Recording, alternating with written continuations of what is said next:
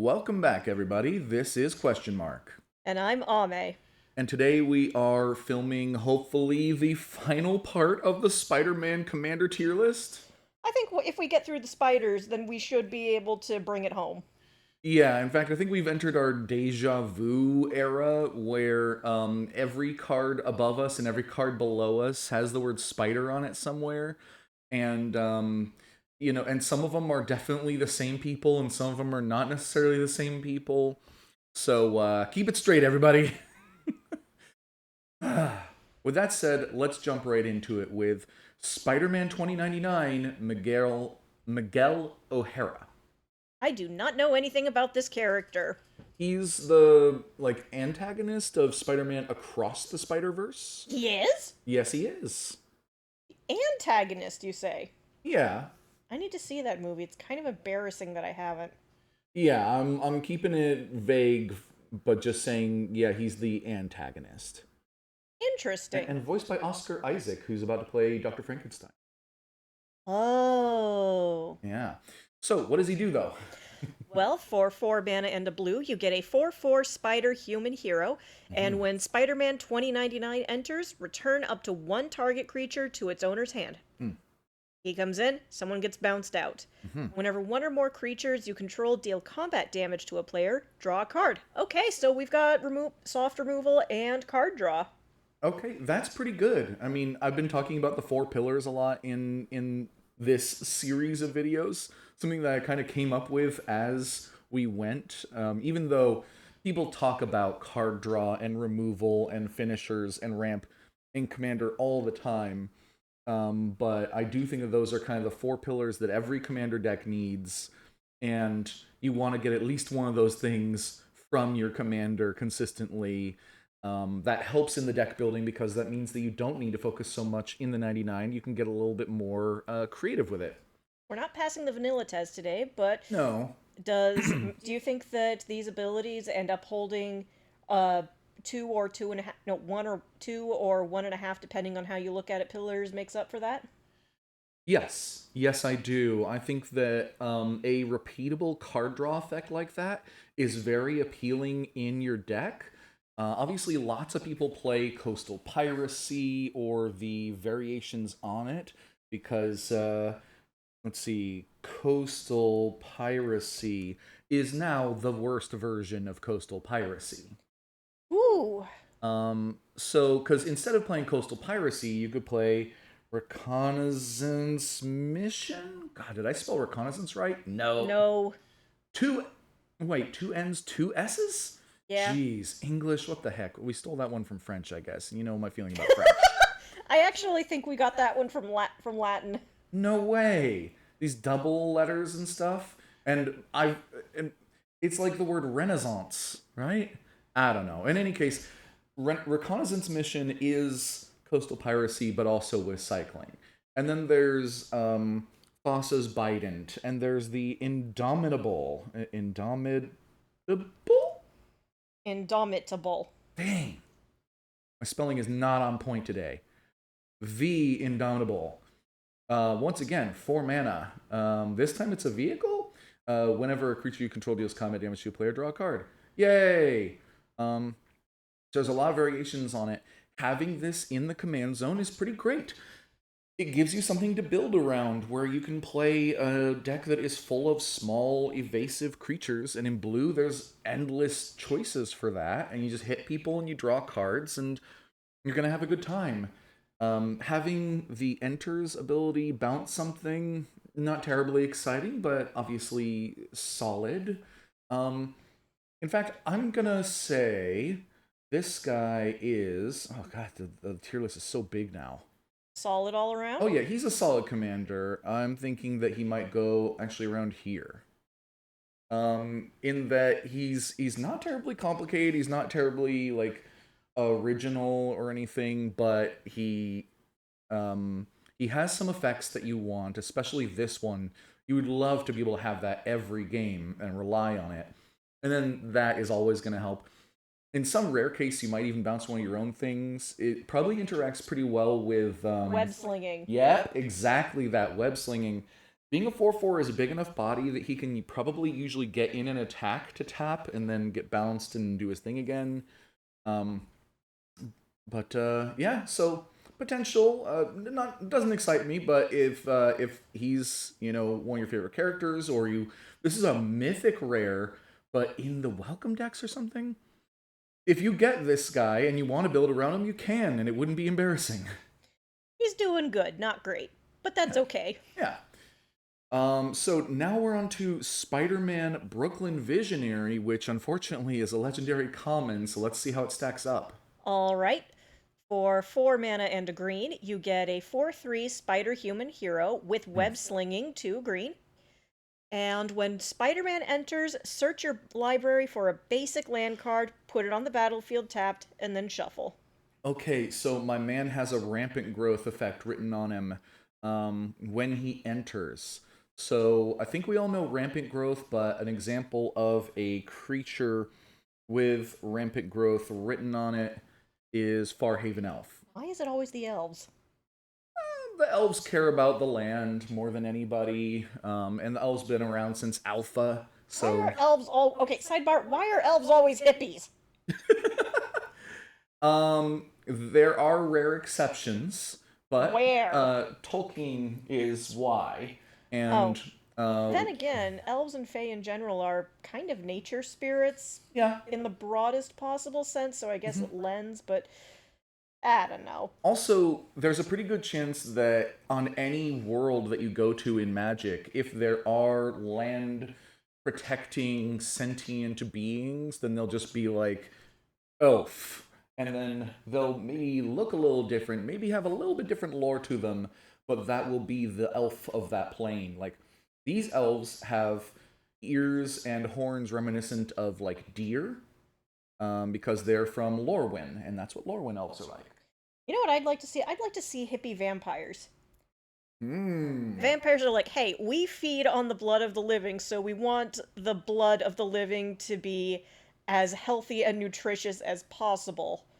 What if The blood is the there's life. Let the blood flow. And not in a gross way, but in a healthy way. well, Ixalan goes a little bit that direction, but not really. Ixalan has I one thought of the the few vampires in that whole one were societies. conquistadors. Yes, that is their primary thing. But there are white aligned vampires who are like chaste in a way. They're like ascetic, priestly vampires and things. So they go in a little different direction. But If they're it's conquistadors, I'm just going to assume they're Catholic. I mean, they kind of are. They have their own saints. They do have saints. Um, but also, if you're gonna use a word like vampire or elf, I think that it should have some resonance for what people think of when they think of an elf or a vampire. Um, True, and vampires so are thought to be inherently parasitic, and if you go yeah. back in the lore long enough, they basically translate to disease, which Hmm. incidentally, that's why they have the weakness for garlic. Oh, Garlic has antibacterial properties. In the right, old right. times, it was medicine. And so does silver. Silver has antibacterial properties, which is why it's good against either the fae or werewolves or vampires, things like that.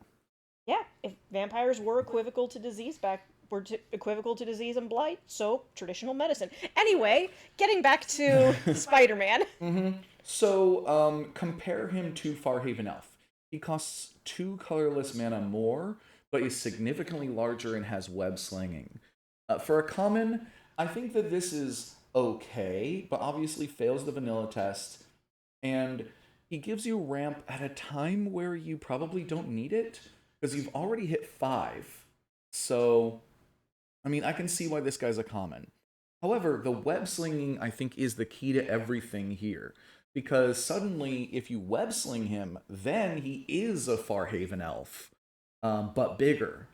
So I think that if you were building Spider Man Brooklyn Visionary as your commander, you want to have a deck full of small creatures that can consistently become tapped in green in order to web sling him. If only there was a thing like that, like, I don't know, Elvish Mystic. If only there was a small green creature that tapped for some reason in order to get bounced for the web slinging, but I can't think of 5 off the top of my head. So, um, no, you could definitely build this, but to what end is the question then? Summon the big thing. Uh, well, I think that this is a boring deck. I think you're better. I think he's better off in the 99, probably of a web slinging focus deck. 100%. If you have a web slinging deck with like Peter Parker or something, then this becomes one of the best commons in it. I think he goes maybe somewhere around here. Because you want to have ramp. Web slinging for 3 is a great place to get your ramp, and then he's a 4/3. That's a pretty good creature. But he is a little late for ramp as a commander. He doesn't cover any of the other pillars because even though he's somewhat large, he's not big enough to be a finisher, no evasion or anything. And then you could build this deck that has an interesting build up, but then to what? You're just doing like mono green good stuff? You've basically built an elf deck, but where the commander is not an elf and the finisher is what? Craterhoof Behemoth? I don't think that's terribly interesting. So it actually could be a decent commander, but he'll be better in the 99. Next up is Spider-Man India, another character I know nothing about. Yeah, I know Shivam Bhat is a great Magic creator out there who said that, like, regardless of what the bottom half of him says, I'm playing him. So, good for him. I think we've got an interesting one here. I do like the pants he's wearing, though. Oh, sure. Oh, interesting. Okay. It's Yeah, giving that's more. not plain pants. It kind of reminds me. It kind of reminds me of certain activewear pants or the pants you would wear with a dobok or a martial arts gi. You know, Okay. extra. You know, they're not snug on you. They're not superhero spandex. They're meant to be a little bit baggy, and they also give you more room in the crotch, which of course makes you less likely to rip something down there. Sidebar: how come superheroes don't rip their crotches more? Especially Spider-Man. You see what he does with those legs. He has the most stretchy clothing in the world, and it's superhero comics, of course, you know. I think Spider-Man India is taking the more practical route here. Perhaps, but what does he do? Well, for 3 mana, a green, and a white, you get a 4/4 spider human superhero, so we're not passing the vanilla test. We've got web slinging for 1, a green, and a white, and we've got something called Pavtir Seva. Whenever you cast a creature spell, put a 1/1 counter on target creature you control. It gains flying until end of turn. Okay. You're bigger and you fly now. Okay, so Paviter. I think that must be his name, Paviter, and his Seva. I don't know what a Seva is, but I'm pretty sure that means the emphasis on the second syllable. So it's Paviter's Seva. But whatever it is, when you cast a creature spell, yeah, you put a +1/+1 counter on target creature you control against flying. So that means if you cast another creature, you can put the counter on Spider-Man India and give him flying. Great. Or you can put it on somebody else and give them flying. Great. Also, whenever you cast a creature spell, you may notice web slinging says you may cast this spell, which means that if you put him in a dedicated web slinging deck, all of your web slingers will trigger his ability and gain counters and flying. Oh, dang. Yeah, so I think that this guy is maybe one of the most important cards to have in the 99 of your web slinging deck. Yeah, that's not an insult. That's a compliment here. Yeah, Like, in fact, Aces in their spaces, and your space is in the 99. I'm going to put him maybe at the top of better in the 99 for now, because I don't honestly remember what Prowler does. It's taken us a long time to do all of this. But, I mean, despite failing the vanilla test, honestly, I think that with a lot of these web-slinging commanders, you're not really casting them for their casting cost. You're casting them for their web-slinging cost.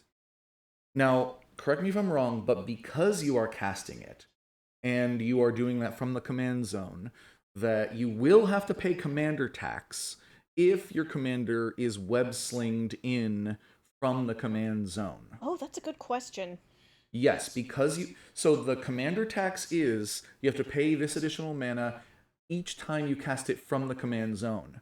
So one of the Escalating things, cost. yeah. So one of the things I think is great about this that they learned from ninjutsu is that ninjutsu can only work from your hand. This can work from anywhere that you can cast this spell. Heck, if you have a card that says that like until end of turn you can cast spells from your graveyard, you can web sling someone out of the grave.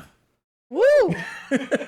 Probably not him, because I doubt that you're going to be doing it in white green, but it's possible. Wherever you can cast one of these web slinging characters from, the command zone or your hand, you can web sling them in. But if it's from the command zone, you will have to pay the tax. But also, when you're web slinging, you return the creature to your hand. So even if he's your commander, then when you web sling him in and then somebody else out and stuff like that, it's probably not hitting your command zone. They're probably going back and forth to your hand. Zing, zing, zing. So you'll probably avoid that commander tax most of the time until someone like, in response, I kill it. So, in any case, I think this card is pretty good because a lot of the web slingers, they need to tap in order to become, well, you need to tap in order to web sling with them, and they need to attack in order to tap, and flying is a good way of doing that. +1/+1 counter on a creature is a good way of making all your spider people bigger. So Spider-Man India seems solid, if maybe not the best commander. He's fine. All right. We've got a mythic rare Miles Morales, but from the like intro set or whatever. So let's see how good he is. The Eternal set. Yeah. Okay. For 4 mana and 2 green, you get a 5/5 spider human hero. We're not passing the vanilla test, but sizable creature. We've got Vigilance and Trample to help make up for that. And whenever Spider-Man enters or attacks, put a 1/1 counter on each other creature you control. Those creatures gain Trample until end of turn. Oh my god, this guy wants to run you over with a steamroller. Okay, so you remember how I said the other Miles that you could play a mono green deck and you build up to what? Well, This guy. this other version of Miles is shaping up to be a finisher. Where, sure, a 5/5 Vigilance Trample is a solid, beefy body for the mid game. It may struggle in the late game against some of the largest creatures you can see out there. However, putting a +1/+1 counter on each other creature you control and giving them Trample also means that you're definitely encouraged to build a go wide deck full of spider people, full of elves, full of whatever you're doing. Squirrels, saprolings, you're playing mono green. In fact, this doesn't have to go in a spider person deck at all. He doesn't really care about that. You could just put him as your own personal version of Crater Hoof or something more fair than Crater Hoof that doesn't cost 8 mana. Okay, so he does seem pretty good in the 99. He's kind of a mini Crater Hoof or a mini like Endra's Forerunner, somebody like that. But also he has an enters or attacks ability. So that means that he's not just the one-trick pony. He buffs every time. You're playing a +1/+1 counter deck, he's great there. So is he good as a commander then? I think so, because his ability tracks or triggers repeatedly. I think that this guy is actually a pretty good commander. Yeah, I'd put him in the command zone. It ain't a bad place for him. I don't think that he's terribly exciting again, but let's say I put him around like here. He's pretty good in the 99, and he's pretty good in the command zone. If you have a +1/+1 counter deck and you're struggling to give them Trample, well, you're already playing green, so you probably aren't actually struggling to give them Trample, but it's still good. And plus, there aren't a whole lot of creatures out there that will just put +1/+1 counters on all your creatures repeatedly. Heck, I have a deck based on the commander Marcus, Mutant Mayor, that says whenever a creature you control deals combat damage, basically you draw a card if it already has a counter, and if it doesn't, you put one on. Well, Spider-Man will put one on, so now all of your creatures have counters and trample, so when they hit, you draw cards. Spider-Man actually seems really good in a Marcus Mutant Mayor deck. Oh, jeez. Especially because the Mutant Mayor deck isn't like a heavy ramp deck. It isn't trying to get to like 18 billion mana. It's trying to get to about 6 and then chill. He's a reasonable cost, much more reasonable than Craterhoof or anything like that. So, yeah, I think he's good. All right, who's next? Oh, okay, this is one of my favorites. Oh, yeah, Spider Nicolas Cage. I mean, Mhm. Spider Noir. Spider-Man Noir. What does he do? Well, for 4 mana and a black, you get 4/4 Spider Human Hero with Menace. Mm-hmm. Whenever a creature you control attacks alone, put a 1/1 counter on it. Then surveil X, where X is the number of counters on it. So a creature attacks alone. Now, normally that's a pretty bad thing. But this is encouraging you to go tall. But also, it's so in flavor for Spider-Man Noir. Oh, yeah. Obviously, he I wants go to go alone and stuff. Exactly. He's a loner. In fact, what do we got for alternate art? Ooh. Ooh. Oh, okay. I remember. He's part of I like this. panorama. Where honestly, I don't know if I like this as much because with the whole go it alone thing, and then he's surrounded by all these other characters. Yeah, flavor-wise, that's off, but I just like the art anyway. Hey, is that Zatanna in the background? No, wait, that's Probably Morbius not. or somebody. I think it's some lady witch character, but I don't really know her. And who's And this Zatanna's guy? in DC. What is wrong with yeah, me? that too. Oh my god. Okay. Sorry, I'm dumb. No. But okay, Surveil 1 though, or Surveil X, that is a pretty powerful ability where the first time that you attack with a creature with a counter on it, you surveil once, and it just gets better from there. The surveil, I'm thinking of Connive though. The surveil doesn't put counters on it. Connive does. But still, surveil allows you to look at the top X cards, put some of them in your graveyard, the rest on top.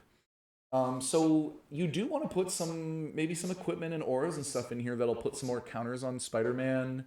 You can play some cards that regenerate him or give him indestructible temporarily. It would be interesting to see how you do a Spider-Man fighting alone kind of deck. It probably won't be terribly effective, especially since he comes out on turn 5. So, is he better in the 99? No. Have you seen the kind of synergies that we're doing in this set? He doesn't care about any of that.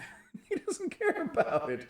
And he's in black, but he's not a villain. So he doesn't synergize with the villains. He doesn't synergize with the... he doesn't synergize with Mayhem because he doesn't cause you to discard cards. They're milled, effectively. They're put from your library to the graveyard. So it doesn't synergize with any of that.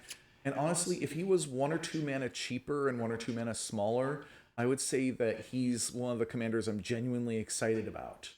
So, but I don't think that he's even a solid commander, considering turn 5, you cast him and pass the turn? Is that what you do?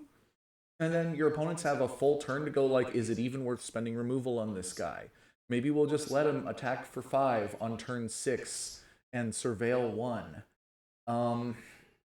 So this is perhaps the card I am the most torn about, because personally, I am both excited about him and think he's lame. Are you excited about him because he's Spider Noir or because of his effects? I think I'm excited about him because he presents a deck building challenge, and personally, I like a commander that says like, do something cool if you jump through 3 hoops first. I think we can't conscionably put him in the exciting deck. I mean, in the exciting tier. I mean, you might be excited about him, but this is not something everybody should be excited about, if you follow me. And I can't say that he's a solid commander. He's genuinely not. And I can't say that he's better than the 99 because he doesn't have synergies. Okay, so for the rest of you, I'm putting him at the top of lame, but I want to give him a gold star.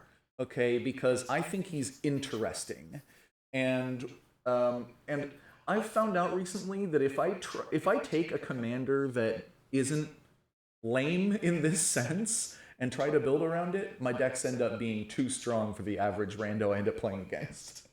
So That's because you're an expert in this game. You've been playing it since, well... 9/11. You want to tell that story?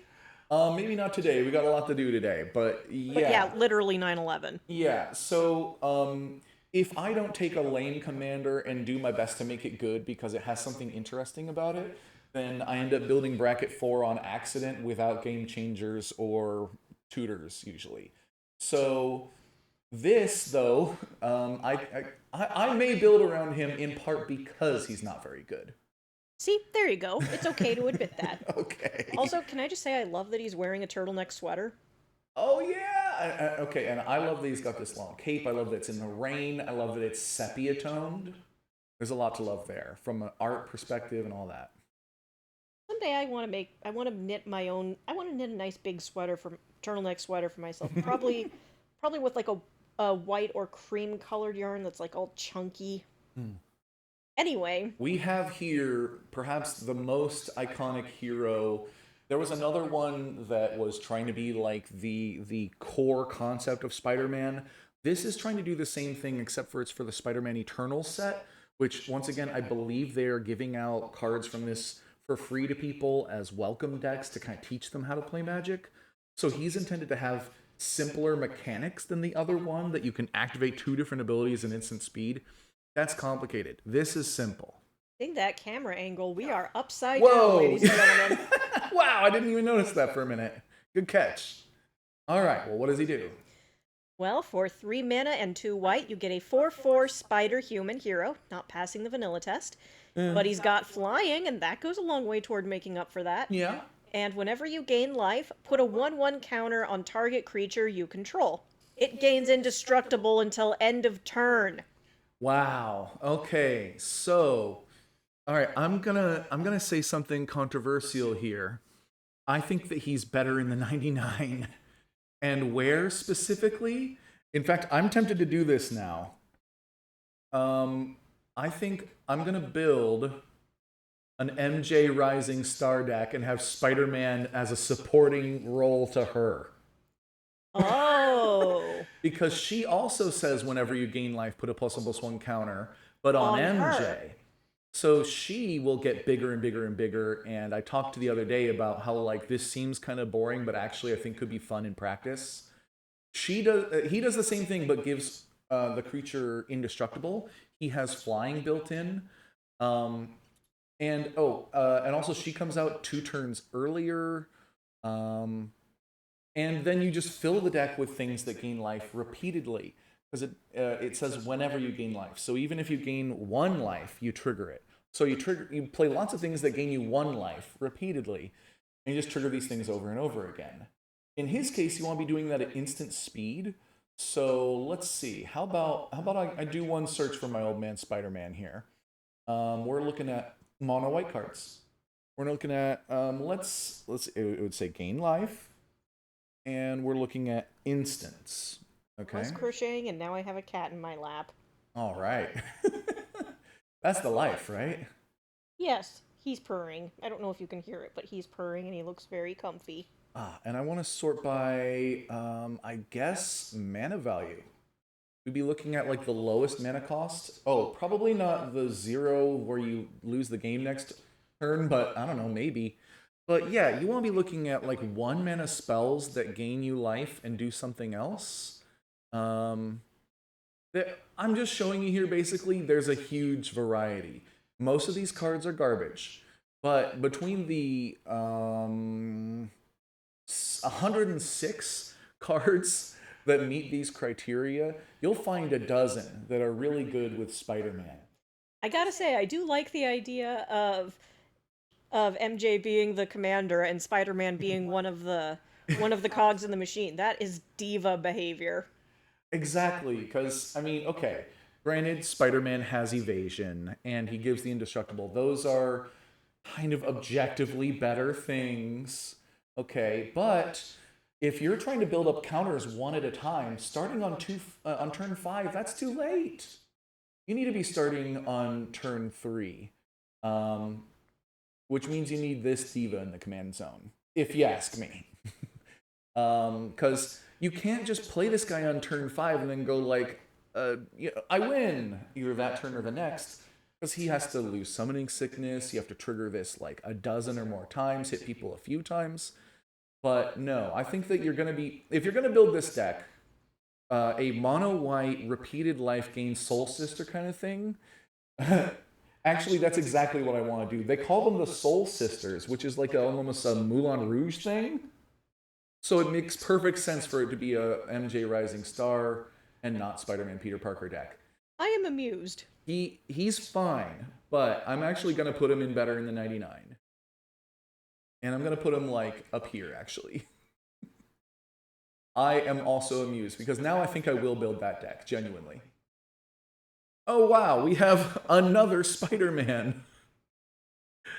This one is the common one from the main set, Spider-Man Web-Slinger. Check it out. It looks like he just got out of class. Oh yeah, he's pulling on his mask still. He's got, his backpack's not zipped up. Oh no. He's gonna lose his homework. Oh, nothing like a little crime fighting before class. Before class? Now you're just overachieving. Uh-huh. Wait. Okay, hold on. Okay, I tell you what, I went to the Art Institute of Portland, which, doxing myself a little bit maybe, I don't care. The Art Institute logo looks like that, AI. Except it's red instead of blue. It changes colors depending on where it is. And there are art institutes in a variety of different cities, or at least there were before they mostly got sued out of existence. So they got sued out of existence? What happened? Yeah, I got some of my loans forgiven as part of a like settlement.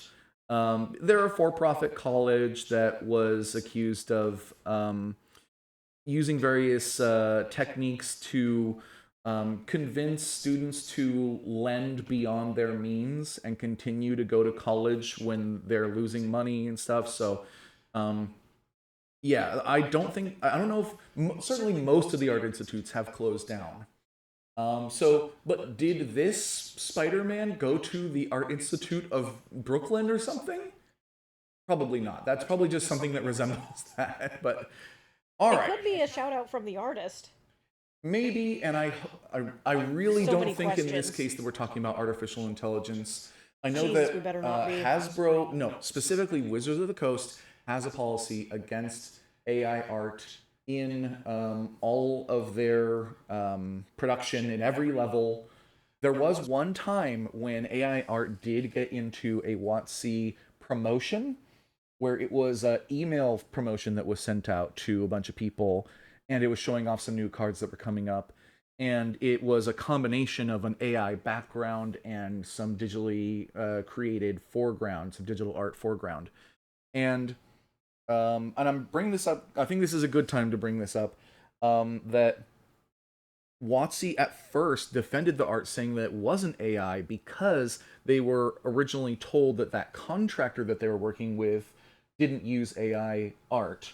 Oh, and then they were found out. They were wrong. They were factually incorrect because there were so many accusations, so many people pointing out objects in the background. They're like, that's like weird, and how AI does things wrong.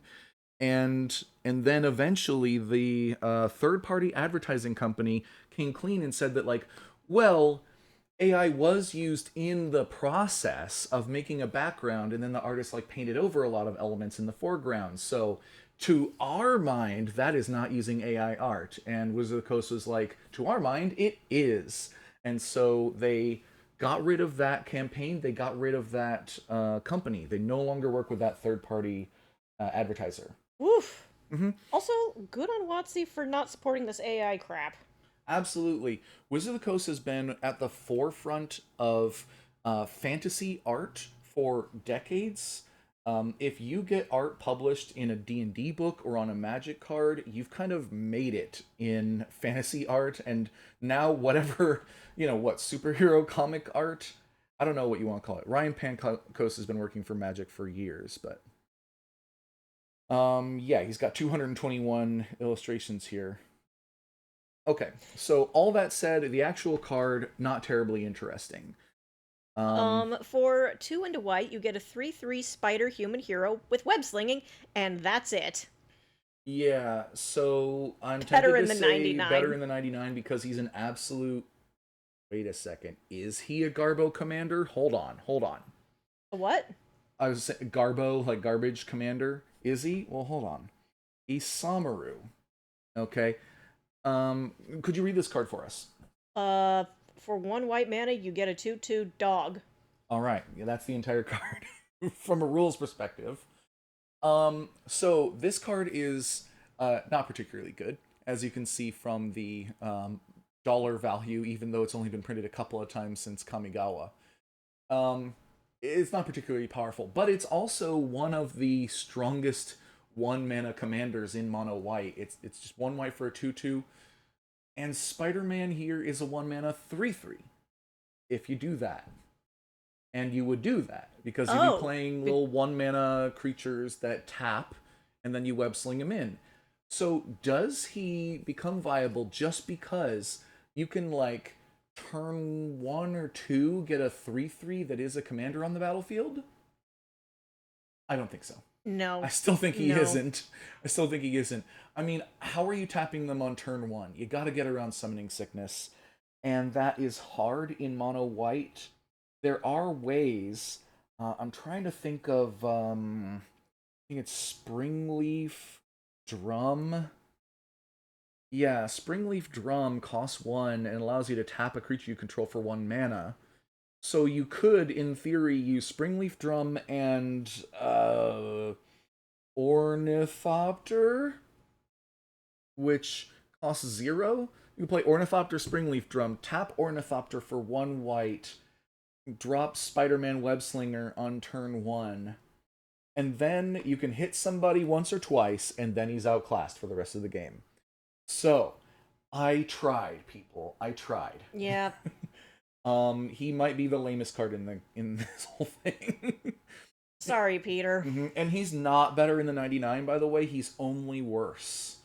The only way that he's even tempting is when he's a 3 mana but doing commander damage. For only 1 mana, but he's no. Spider-Punk. One of the cards I heard more people talking about ahead of time, going like, "Oh, I hope they include Spider-Punk." They did. That is pretty cool. I mean, look at this guy. And he's especially cool in Spider-Man Across the Spider-Verse. I need to see it. That's a problem I need to fix. Yeah. Oh my god, look at that alternative art. Go ahead and read them for us. All right. For 1 and a red, you get a 2/1 Spider-Human hero. We are passing the vanilla test with flying colors. Wait, what? 2 mana 2/1? Oh, I can't read. We are not passing it, but only just.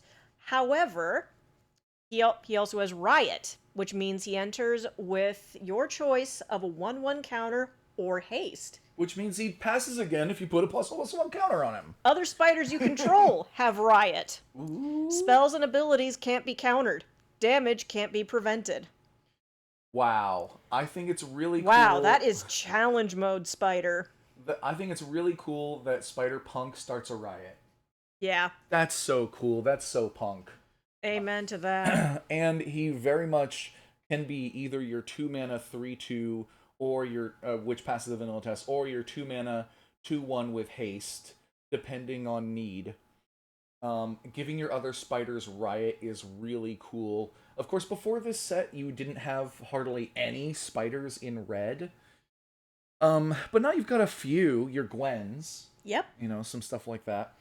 Spider-Punk and the Gwens start a band. Oh, heck yeah. In fact, Spider-Punk and the Gwens. Just call it that. Spider-Punk and the Gwens. This is going to be the first time I'm going to tell you there's literally a band in this set that is coming up that you can put Spider-Punk in. What? Yep, you'll see it. What? Awesome. So, okay. Spells and abilities can't be countered. Damage can't be prevented. So, while in theory this is a double-edged sword, you know, that your opponent's spells can't be countered, your opponent's damage can't be prevented. But is red going to be preventing damage? Hell no. Is red going to be countering spells? No. I mean, you could, but you're not going to be. You've got 1 or 2 that's not where your counter That's spells. not what your focus is. No. No. Why would you do that? So this is kind of nuts. This means that you know that your stuff is not going to be interfered with. Now, granted, that's a little meta-dependent. Are you playing in a meta where your opponents are countering a lot of spells? Are you playing in one where your opponents are preventing a lot of damage? You might not be. If nothing else, this looks like red giving its. This looks like it's a red deck giving itself the home field advantage, which won't Yeah. fix everything, but it Hmm. does help. Okay, so I am torn. I think what I'm gonna do here, I think this is exciting. I think I'm gonna give him the bottom of exciting. And the reason why is because as a commander, he does these two effects that are meta dependent. I don't know of a way that you can take advantage of the wait. Wait. Krark. That's a name. Yes, it is. Krark the Thumbless. Can you read this card for me? Let's see. Whenever you cast an instant or sorcery spell, flip a coin. If you lose the flip, return that spell to its owner's hand. If you win the flip, copy that spell and you may choose new targets for the copy. I And it thought that it has said partner. I thought that it said if you lose the flip, then it's countered. It doesn't say that. No, Okay. no, it does not. All right, you return it to your hand. Okay, well, I thought, does this go in Krark the Thumbless? Because Krark is actually a CEDH commander with his partner, who is usually Sakashima the Imposter, so that you're playing a blue-red deck, and you have two copies of him. So every time you cast a spell, you flip two coins, and if either of them succeed, then you get a copy. It's weird. But okay. So it doesn't actually interact. I was thinking about, are there any red cards that like counter your own spells that you could get around? The only other one I can think of is Planar Chaos. This card's usually terrible, and I think it might still be terrible here. You could read one more for me. At the beginning of your upkeep, flip a coin. If you lose the flip, sacrifice Planar Chaos. Whenever player plays a spell, that player flips a coin. If they lose the flip, counter that spell. Yeah, so yeah, no, this didn't get any better. This is the only way I can think of right off the top of my head where you might counter your own spells, but because of this you don't, but there's no real upside to it. So that's the thing. I'm not seeing an upside that you can build around involving this or this. Sure, you can. You just get some abilities that people would really want to counter. Yeah, I mean, granted, you'd want to be doing that anyway, but this way you could be more assured that your abilities and spells are going to get through. which is why it's meta dependent. If you're playing against people who counter spells, if you're playing against people who prevent damage, then this will help a lot. But what do you put in the 99? My gut would be spiders, but how many spiders are there in mono red? I'm guessing like 5. Um, is he good enough on his own? Maybe. I'm still gonna put him at the bottom of exciting because I think someone could dig deep and help. Maybe he even has a place in CEDH where people are trying to counter stuff all the time. But That's I'm not the not game we're quite playing seeing today! it. I'm not Guitar quite seeing riff. it. Yeah. So I'm gonna put him at the bottom of exciting in part because he is just. I'm giving him a little bit of a flavor bump. Okay. Okay. But let's keep going on to. This is one I've been keeping What as a the surprise. hell? Spider Rex Daring Dino. Why don't you read this one for us? For 4 mana and 2 green, you get a 6/6 spider dinosaur hero with reach and trample. And Ward 2. And the flavor text, please. On Earth 66, Ter Tarker learned that with Grrr power it becomes Grass ability. Excellent. Wonderful. You're hired. So Yay! this When do I start? Unfortunately, never. We're actually now downsizing. Oh! Yep, the job market's bad. Yeah, it is. So, Colossal Dreadmaw is a bit of a meme in Magic. I freaking love the flavor text on this one. If you feel the ground quake, run.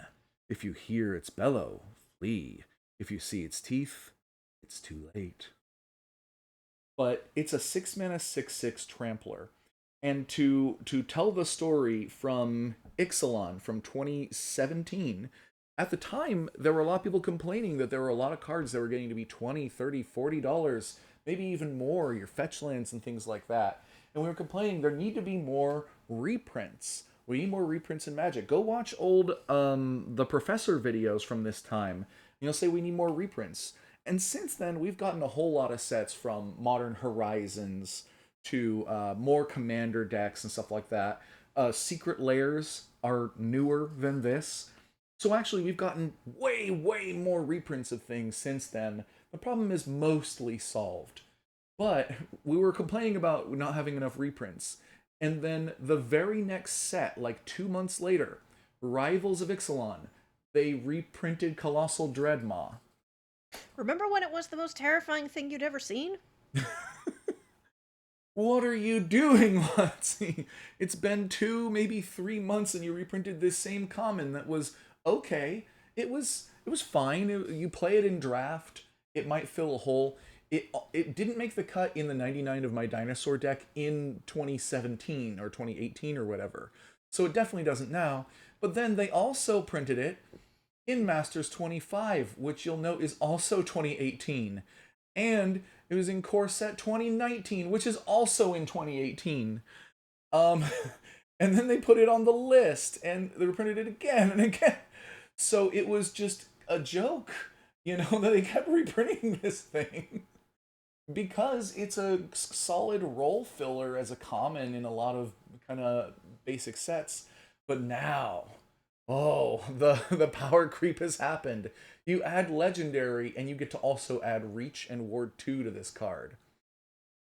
Oh boy. Now I play a dinosaur deck, so guess if I'm gonna put this in the 99.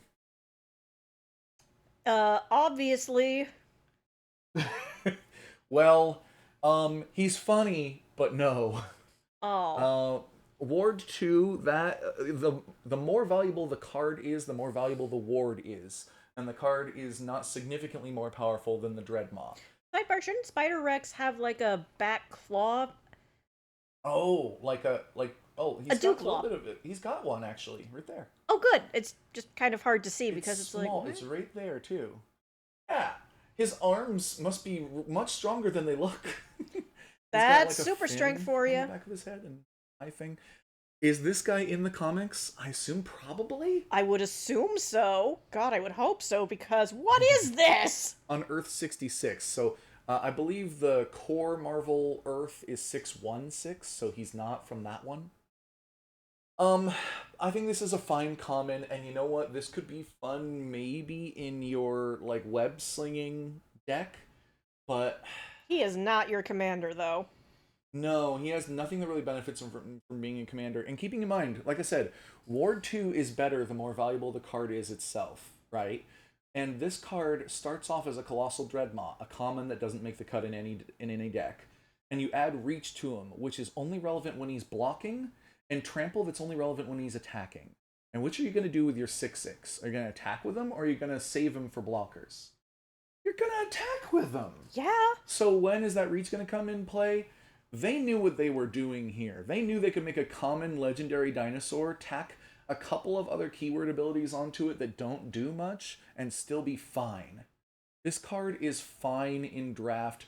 This card is fine in the 99 of a deck if you're just starting off.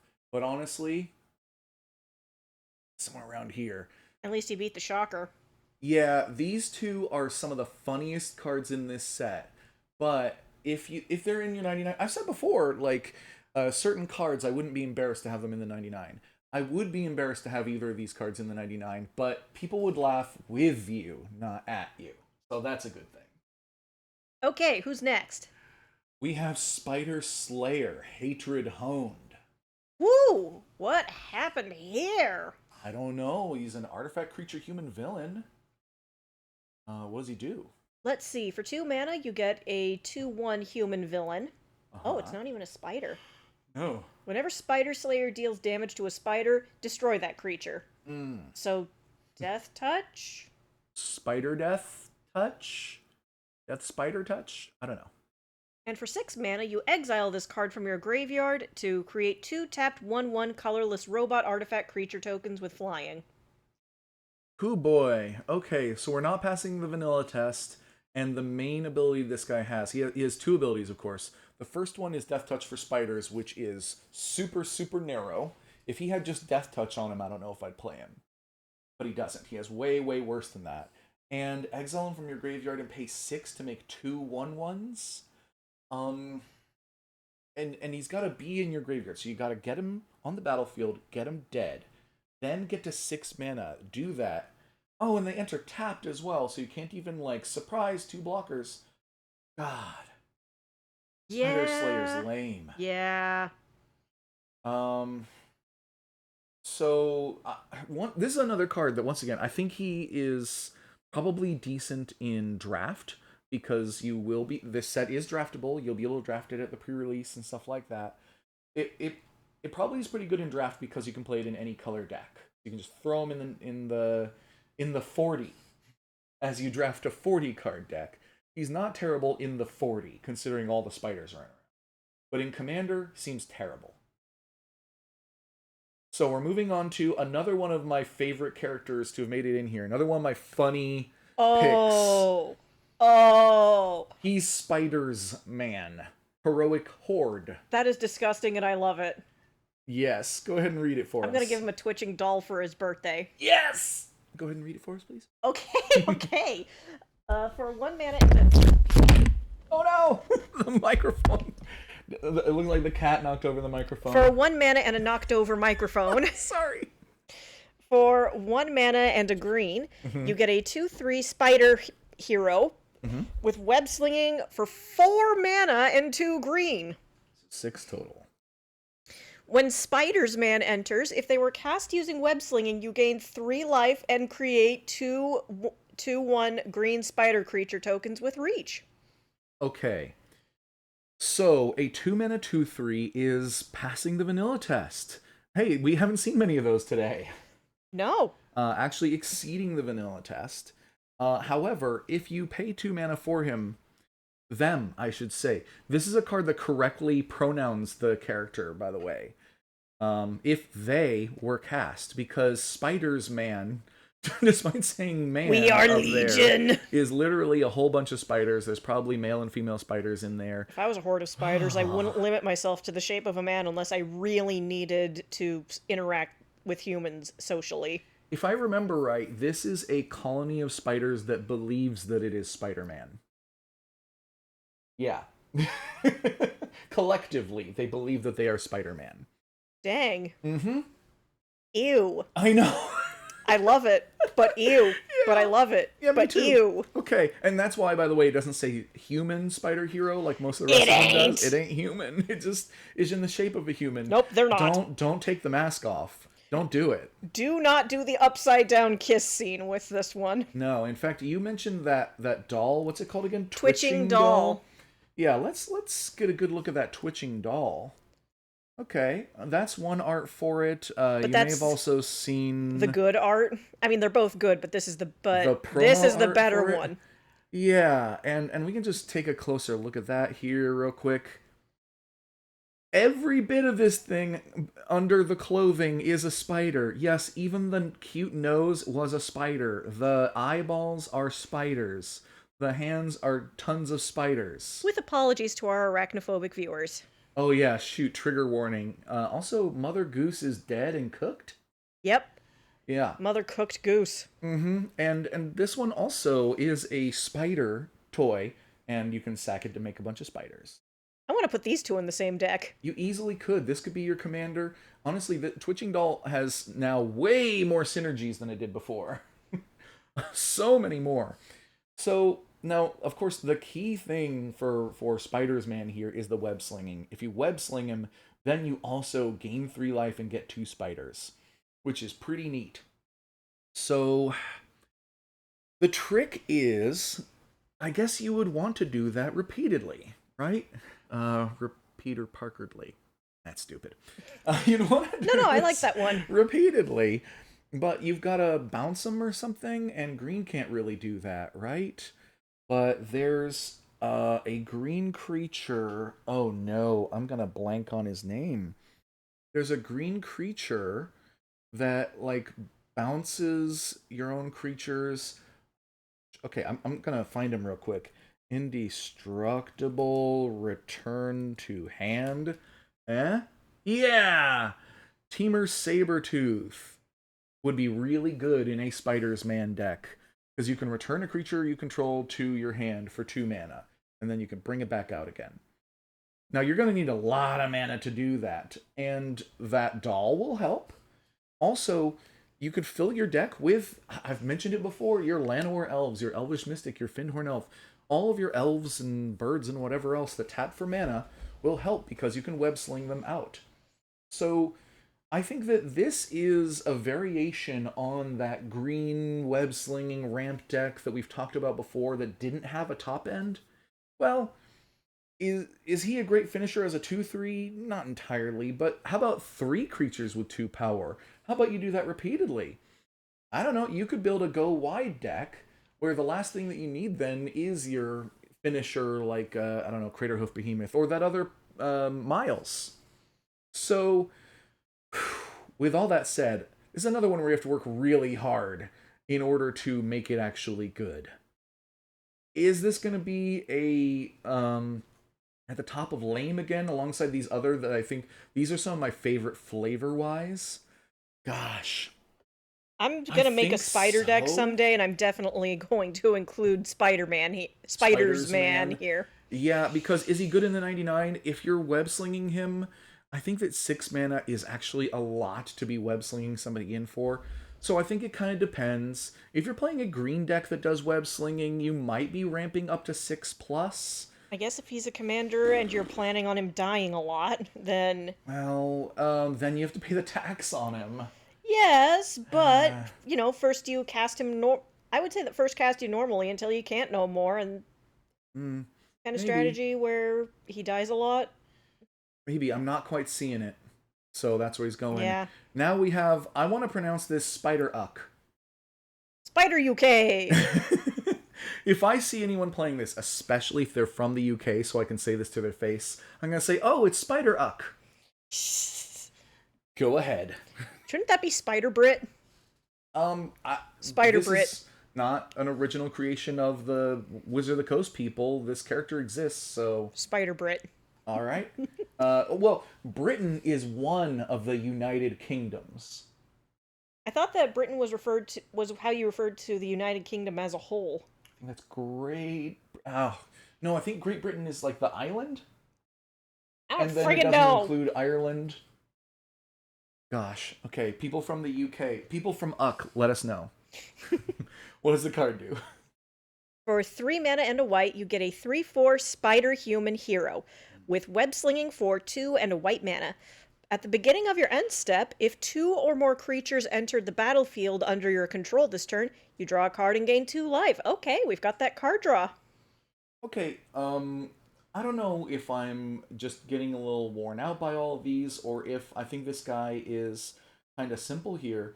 But honestly, I'm gonna put him in solid commander right off the bat. And that's because, like, if you're web slinging him in, he passes the vanilla test, and if you're not, then he doesn't. But um, he still has a repeatable card draw effect, and we've talked about one of the pillars is card draw. And white traditionally struggled to get card draw, but now is doing a little better at it. But a lot of the card draw effects trigger off of small creatures entering. This will probably trigger off of small creatures entering because you have to bring out 2 in the same turn, but not necessarily. You could like cast a big creature that comes with a little creature as a token, or It you does know. kind of encourage a go wide strategy, I think. Mm-hmm. And also, if you are web slinging over and over again, that is triggers for creatures entering and leaving and stuff like that. So heck, I might play this in the MJ deck I've been talking about because I could have the Soul Sisters triggering more often by having my creatures leave and come back. Because normally you get only one enters trigger off of each creature, but with a couple of web slingers, you can get multiple enters triggers for each card in your hand. It's not a lot of value, but it's repeated. So I like it.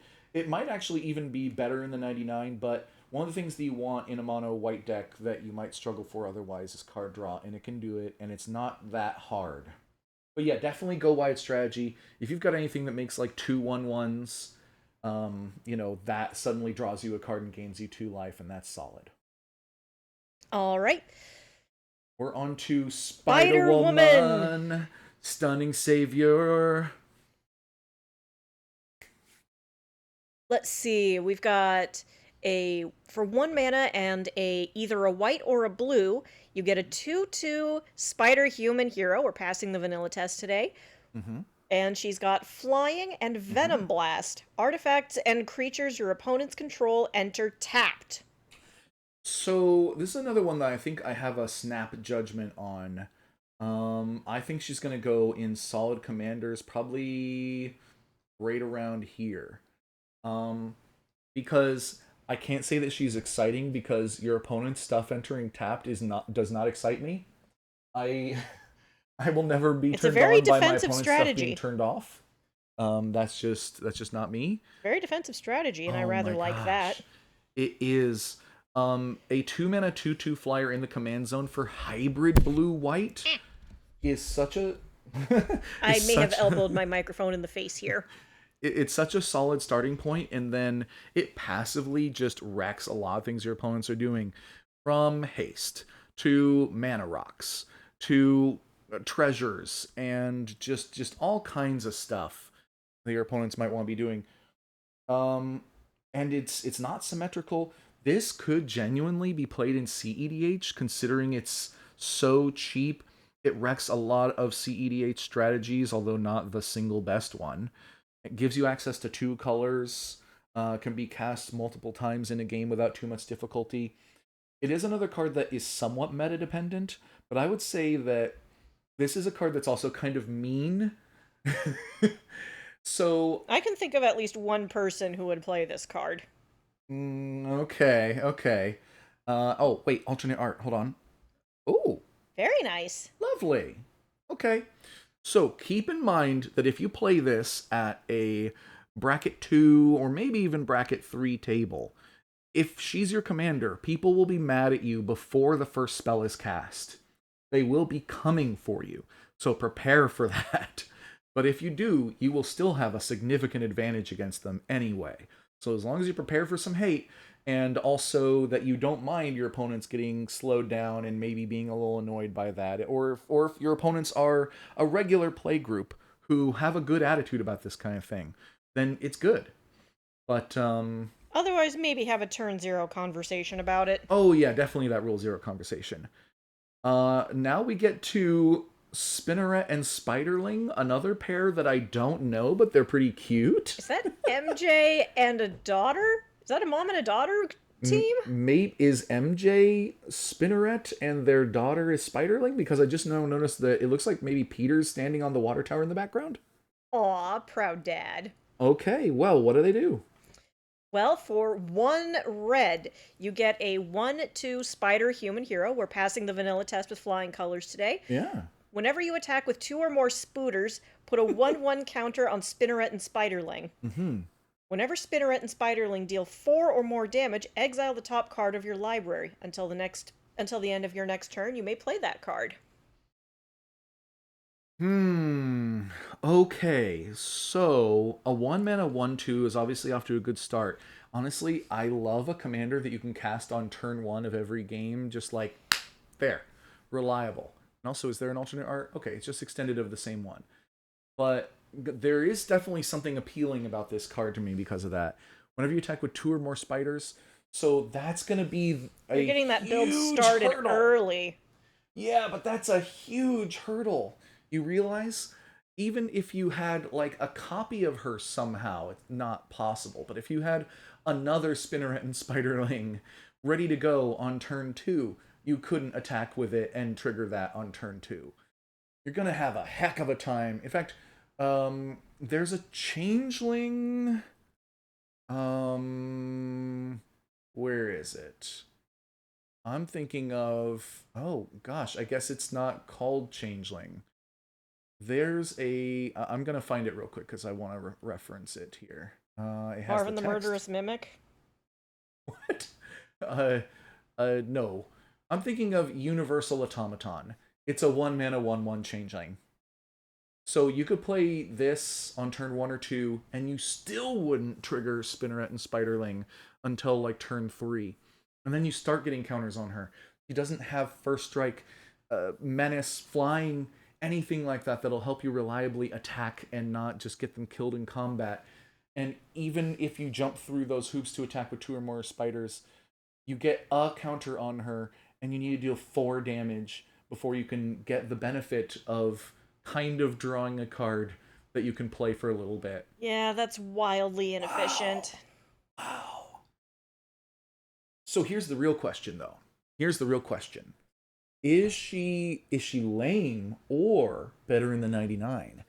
I think if you're playing the web slinging deck, you need creatures that come out early and get tapped in order to web sling them. And this is your red one. This is your red one. Late game, you will get some bonuses from it, some benefits, maybe.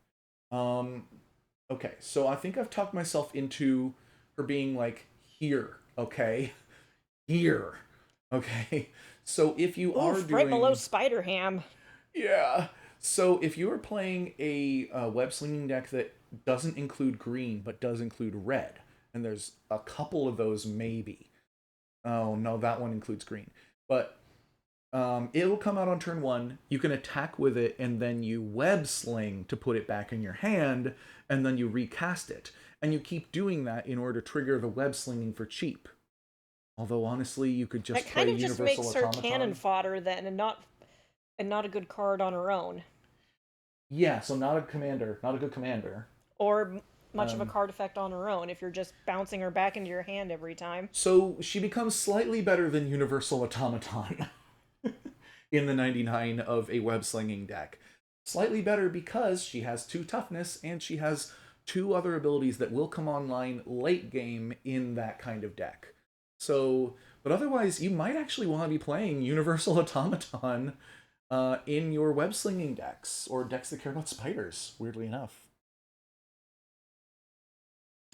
So, now we're on to Starling, Aerial Ally, a character I am not familiar with. Oh, but pretty outfit. I love this color Is scheme. she the Ultimate Universe's equivalent to Vulture? Because there's Miles, it looks like, doing the like Vulture thing with her. Ah, but it says that she's a hero. Oh, okay then, good. She must be flying Miles intentionally somewhere. Is that the Brooklyn Bridge in the background? Might be. I could not tell you. Well, what does the card do? For 4 mana and a white, you get a human hero at 3/4 with flying. And when Starling enters, another target creature you control gains flying until end of turn. Okay, so I think we're about done here. Yeah. Because honestly, she just has an enter ability and fails the vanilla test. She's a bad commander, terrible commander for that reason. And even if you're doing some web slinging, she costs 5 in order to get back out. If she cost 1 mana less, I wouldn't recommend her in the 99. Sorry. Bye bye. Here we go, another dinosaur. Stegron the Dinosaur Man. A surprising amount of dinosaurs in this set. 2 is more than I expected.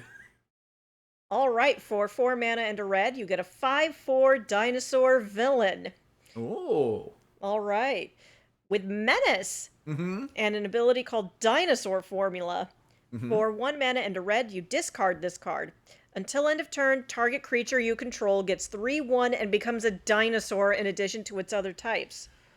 Okay, So this is so lame displaced dinosaur? well, no.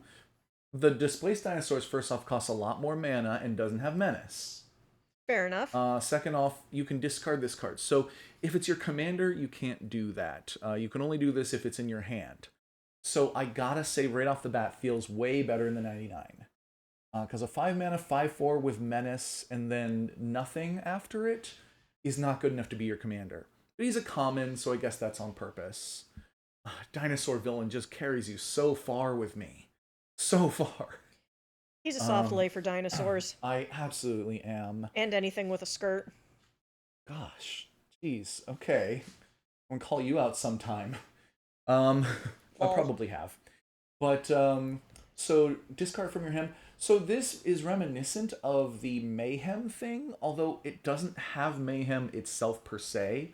So you could put it in a mayhem deck depending on how it's written. So he seems like he might be better in the 99. because he's got decent stats, honestly. So if you're playing a villain deck, he does seem maybe to fit in that. Buffing a creature +3/+1 for 2 mana at instant speed, while putting a card in your graveyard in a mayhem deck where you're bringing cards out. I'm thinking that this could be playable in the 99. I'm thinking somewhere around like here. Sorry, Stegron. I'm really, you know what I'm really hoping for, even though we've already done a Lord of the Rings Universes Beyond crossover, is the character Sauron. Okay? I don't know if you know the Sauron dinosaur meme. The what? Dinosaur I meme. guess he does look a little like a dinosaur in the movie. Nope, it's this guy. What? Okay, hold on. Open image in a new... Okay, that's Reddit, whatever. But go ahead and read that for us. You can rewrite DNA on the fly and you're using it to turn people into dinosaurs? But with tech like that, you could cure cancer! I don't want to cure cancer. I want to turn people into dinosaurs. Yes, that's me. This character's name is Sauron, spelled exactly like the Lord of the Rings character, because he's a dinosaur. Oh my god. Yes. So now you know, and here he is with Spider-Man. I was really hoping we would get Sauron. Instead, we got Stegron. He also can apparently turn people into dinosaurs. In fact, is Sauron in this art? It doesn't look like it. No. He would be like that guy, but no. So, we may still come in the future. Who knows? But we're coming to Sun Spider Nimble Webber. Oh, I like this look. Yeah, this is this okay? This has got to be like a very young person spider person. Silly hat, The though. baseball cap, and what's going on with? What kind of web shooters are those? They look like wands, but they're clearly shooting web. What is going on here? What do they do? Well, for 3 mana and either a white or a blue, you get a spider human hero at 3/2. And during your turn, Sun Spider has flying. Okay. When Sun Spider enters, search your library for an aura or equipment, reveal it, put it in your hand, and then shuffle. Okay. So your Stoneforge mystic friends are going to possibly get some enjoyment out of this. We now have a Stoneforge mystic in the command zone. Did this already exist? I don't remember, but I don't think so. And it's in Azorius instead of in mono white. So that's neat. And the commander having 3 power and flying when it matters makes it semi-relevant in combat, despite being a little slower. And it can also search for auras and put them in your hand. This seems like actually a pretty decent mechanic. Granted, it just triggers when it enters, but tutoring when it enters? I said before that you want a commander that does something repeatedly, or if it does it once, it better be really good. Well, tutoring for an aura is actually really good. I mean, or equipment. I mean, think about the Sword of Feast and Famine. Think of how powerful your deck becomes if you can 100% of the time tutor up Sword of Feast and Famine into your hand. Oh, that's nightmarish. Yeah, basically, Sword of Feast and Famine is now your commander in this deck. And you put it on your commander, and it has flying. This may be the queen of the cutthroat commanders in this set. Is this a girl? I think so. I don't know. I think she is. I don't know. Wait, is that hair down there? I think that's a know. webbed up backpack. Maybe.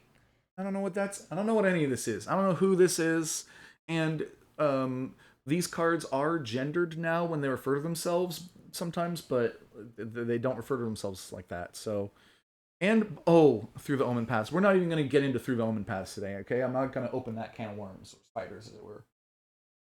But also you can search for an aura. So you can search for like Mantle of, I forget what it's called, Mantle of the Ancients as an example for an aura. Can you read this one for us? Enchant creature you control. When Mantle of the Ancients enters the battlefield, return any number of target aura and/or equipment cards from your graveyard to the battlefield attached to enchanted creature. Enchanted creature gets 1/1 for each aura and equipment attached to it. Yes. So Suit up. So literally, you can cast Sun Spider for 4, get Mantle of the Ancients for 5 on the next turn. And this is another commander where you are drawing auras or equipment, whichever way you want to go, the entire time, putting them on your creatures, whatever. Those creatures might be dying. And when they do, auras will go to the graveyard. Sometimes people even blow up your equipment. Like if you got one of those swords and someone's playing green, they're going to want to destroy your sword. And with Mantle of the Ancients, you bring it back, you put them on the battlefield for free.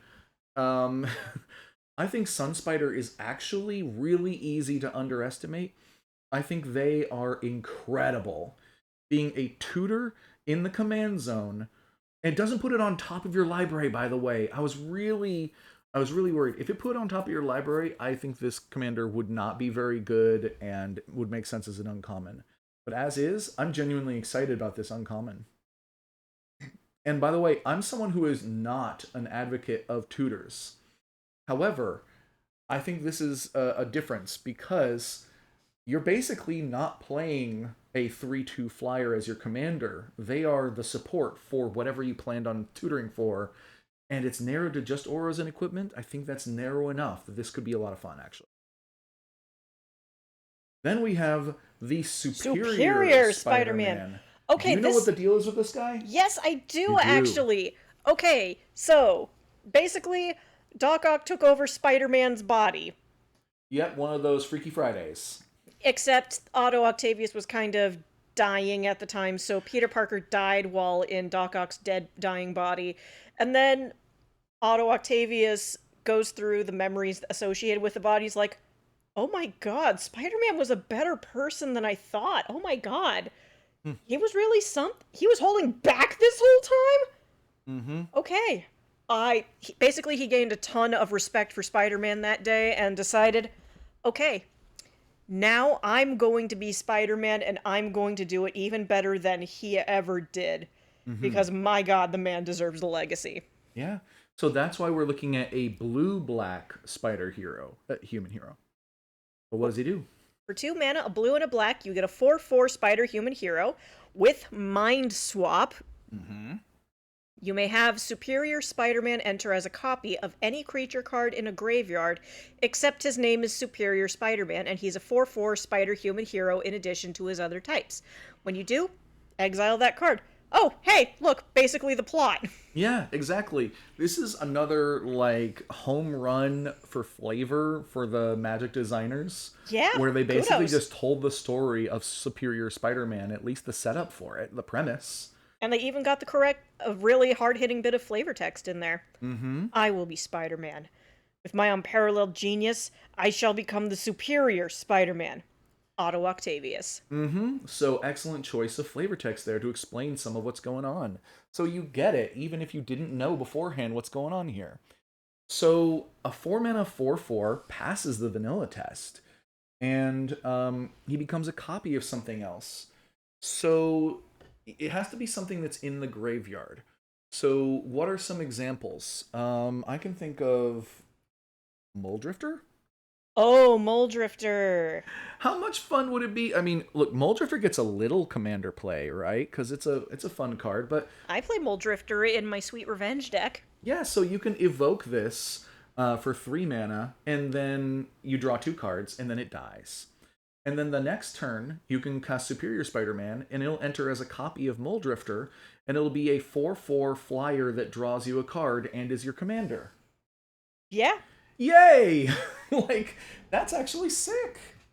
And there's another one. That's a fun little trick to do. Yeah, I mean, there's a couple of evoke creatures. They haven't really, excuse me, they haven't really done evoke in a number of years. But there's one other that I think is quite good, and I wish I could remember its name. So I'm just gonna search for that. I'll probably narrow it down enough. Oh right, you could do some of the newer ones like Grief. Okay, shoot, I didn't even think about that. I was thinking of Shriekmaw though. Come up here, Shriekmaw. There we go. Oh, that is pretty. I know. It's a dragon, but it's a salamander. Something like Love that. it.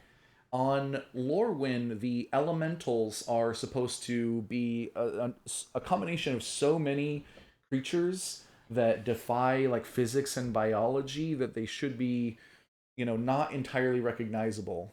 They're supposed to defy biology, and this does. But I like it. 5 mana 3/2. You don't do that though. You evoke it for 2 mana, and you have it enter and destroy target non-artifact, non-black creature. Sure, that's 2 restrictions, but that's still most creatures can be killed for 2 mana by this, and it ends up in your graveyard. And then Superior Spider-Man becomes a copy of it, and suddenly your commander is a 4/4 fear that enters and destroys something. Honestly, this seems really good. It's also really in line with, well, the sort of effects that Doc Ock has had in this set. Mm-hmm. Except it's Spider-Man. Mm-hmm. I like it. I'm digging the flavor wins here. It goes deep. Mm-hmm. So look for creatures not just with evoke, but other ones that can put themselves in the graveyard. Cycling. I think people have been underplaying cycling. There's a lot of cyclers out there, including ones that are just like 1 mana to cycle. Keep in mind, there'll always be a 4/4. So what's some stuff that you would want to have on a 4/4? Get it in the grave. You can also play all those cards that like draw a card, draw some cards and then discard cards, like Careful Study. You can get whatever creature you want in the graveyard easy, early with stuff like this. So I think Superior Spider-Man actually is exciting. Yeah. How exciting? Probably around like here. We'll see. I'm not doing the full deep dive for you, so I don't even know how exciting. Now we get to the the equivalent, like I don't know, a counterpoint to Spider's Man is Swarm. Bees! Yeah, well, what does he do? Well, for 2 mana and a black, you get a 2/2 insect villain with flash and flying and mayhem. Mm-hmm. Evil never dies, it just becomes bees. I don't know if that's true, but I hope sure. not. I like bees. Yeah. I mean, I wish that it was like wasps or hornets or something. Oh yeah, wasps and hornets, but bees, Mm-hmm. bees you can reason with. At least I chose like, it looks like they're honeybees, or maybe they're killer bees. maybe they're killer bees. Killer bees do not mess around. Yeah, no, I'm thinking. Can you imagine how unserious it would be if it was bumblebees? It wouldn't be a black creature then. He wouldn't be able to be a villain. Okay, so mayhem. If you are mayheming this guy out, if you're discarding him, and then getting out a 2/2 flying flash, that's pretty great. Because remember where it says timing rules still apply? So that means that you normally can't mayhem a creature out on someone else's turn, except this guy. So, okay, and I'm going to close that, but I think Swarm pretty quickly goes into better in the 99 and maybe up around here or something. Because I think if you're doing a Mayhem deck, this is a pretty solid piece. An evasive surprise blocker, an evasive surprise attacker. In fact, okay, I'm actually really curious if this works. I might need some rules people here. Say somebody attacks you with a creature, and you discard Swarm to some effect. Then you cast him with Mayhem, and you block, and he dies again. Can you cast him again from the graveyard because he was discarded earlier? I think the answer is no, because typically, whenever a card changes zones in Magic, the game ceases to recognize that as the same object. So, when you discard it the first time, it will see that card in your graveyard as the same object, and you can mayhem it. But then when it goes to the battlefield, the game will lose track of the fact that Swarm is the same card that was discarded earlier. And when it dies, the game will not know that that was the same card you discarded earlier. So I think the answer is no, but it's for very tricky reasons. I leave it to those more expert than myself to decide, because I am not an expert at all. I don't feel like calling myself a newcomer in this. A super cash, I guess. Sure. And Super I actually cash. just put him lower in the 99 because you can't cast him twice for the Mayhem thing. And actually a 2/2, even for 1 mana, is not that exciting. I even personally play an Insect Kindred deck, and I don't know if he'll make the cut. And because he's just a 2/2 flyer, and my deck is full of small flyers, and I can't discard him. So no, he doesn't make the cut in the 99 in my deck, but maybe in a villain deck. So then we go on to Symbiote Spider-Man, All right, we aka are the almost Black out of the Suit. S's. Yes, almost. There were so many S's. We actually just watched a video the other day talking about like Tobey Maguire, Spider-Man 3, Black Suit Spider-Man, and what he could do. This represents that version of Spider-Man. Of course, this guy's practically contractually It was probably contractually obligated to be here. Oh yeah. What does he do? For 2 mana and either a blue or a black, you get a 2/4 symbiote spider hero. Whenever this creature deals combat damage to a player, look at that many cards from the top of your library. Put one of them into your hand and the rest in your graveyard. Interesting. So if you hit somebody, you always draw a card. Oh, it is mandatory, by the way, but it doesn't count as drawing a card. It doesn't say draw a card. So if something says whenever you draw a card, do a thing, it doesn't technically say that. But it does effectively always get you one card because you can't choose to put both It's of them. look at that many cards, not draw them. Exactly. So it doesn't count as drawing for like a Underworld Dreams kind of thing. It's more like a surveil. It's more Surveil X. It is like Surveil, but it's not literally Surveil because there are cards that say whenever you surveil. So it's another like kind of narrow rules sliding around kind of thing, but you have to put one of those cards in your hand and the rest into your graveyard. No getting around that. And after that, there's Find New Host for 2 mana and a blue and a black. Exile this card from your graveyard. Put a 1/1 counter on a target creature you control. It gains this card's other abilities. Activate only as a sorcery. That's pretty cool. You could do some really weird things with that. That represents the suit falling off and someone else putting it on. That's right. Even if they don't want to, but it does only say a creature you control, so you'll be doing it on purpose. I don't know if, Flash or Eddie is going to want the suit on necessarily, but you do, and you decide. And then he'll get a +1/+1 counter and the ability to hit and kind of draw a card out of the top few. So this is going to be a deck that's doing some self-mill. And you'll want to find various benefits for that, like Wonder, oh god. Yeah, there we go. Wonder is going to synergize quite well. You want to read that one for us, actually?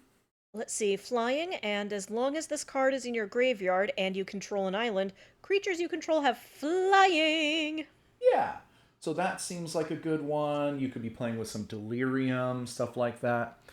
Overall, I think this card is not terribly exciting in that it doesn't, like, it's kind of not doing any of the pillars that I was talking about. It's not doing, you know what, actually, it's doing card draw. It's doing card draw, so it's that. But I'm not really sure how this deck wins. So keep that in mind. If you're going to be building this commander, you need to have your eyes on the prize, or you might just dirtle forever. And of course, his first ability doesn't really do much unless you can hit your opponents for combat damage, because it only triggers off combat damage to a player.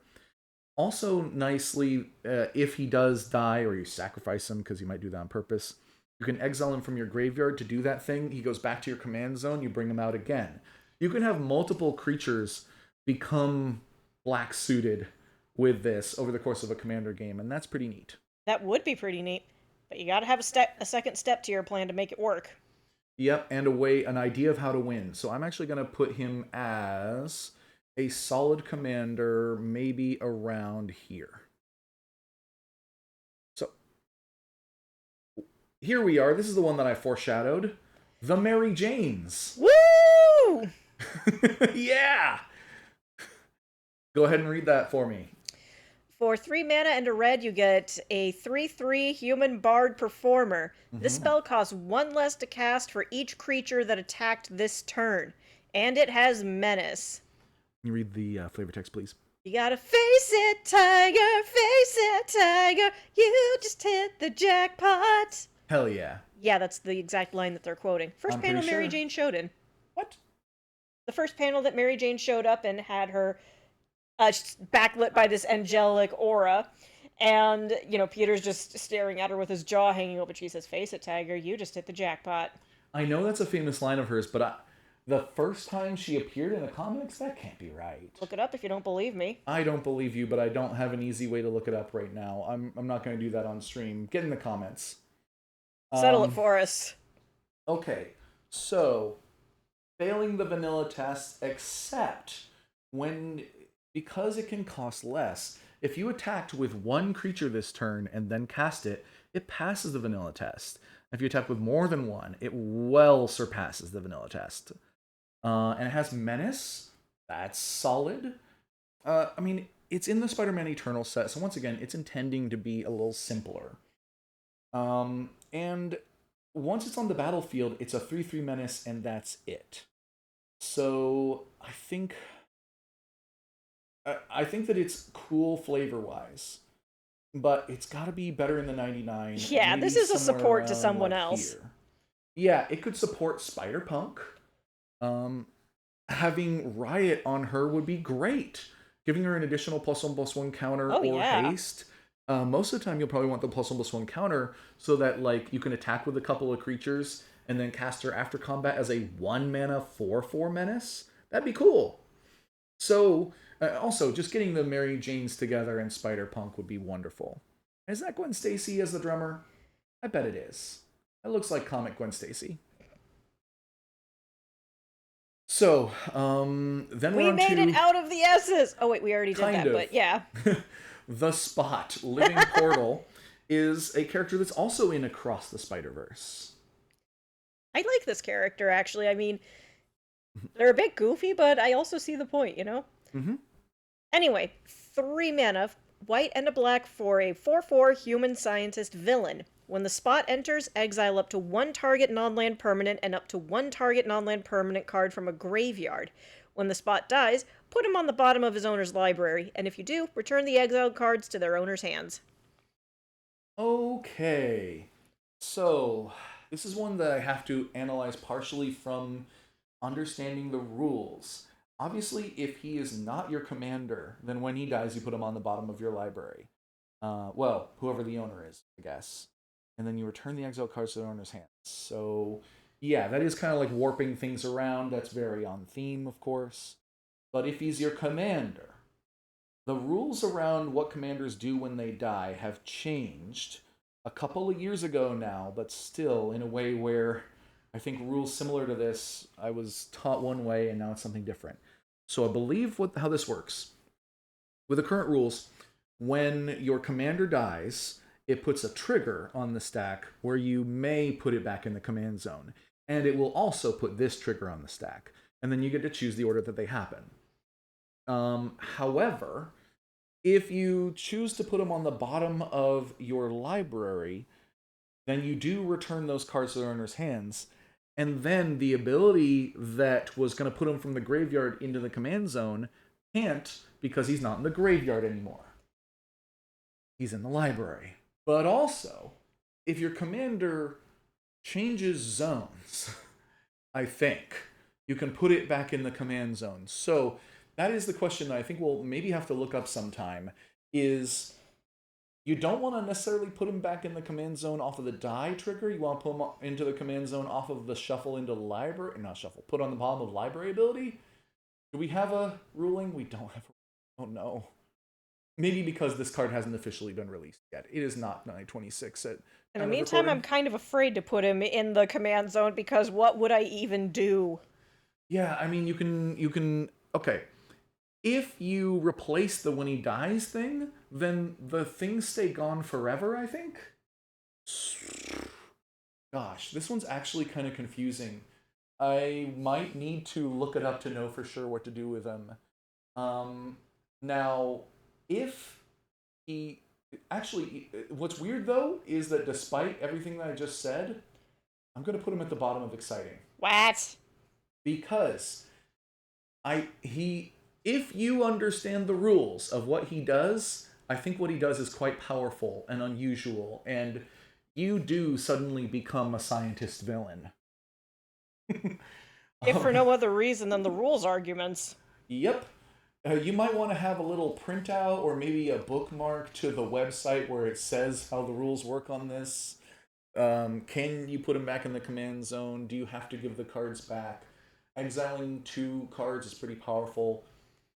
That is exciting to me in potential. I'm not even positive how it works. If we had a question mark, question mark, question mark tier, that's where I'd put him. Yeah. A what? Mm-hmm.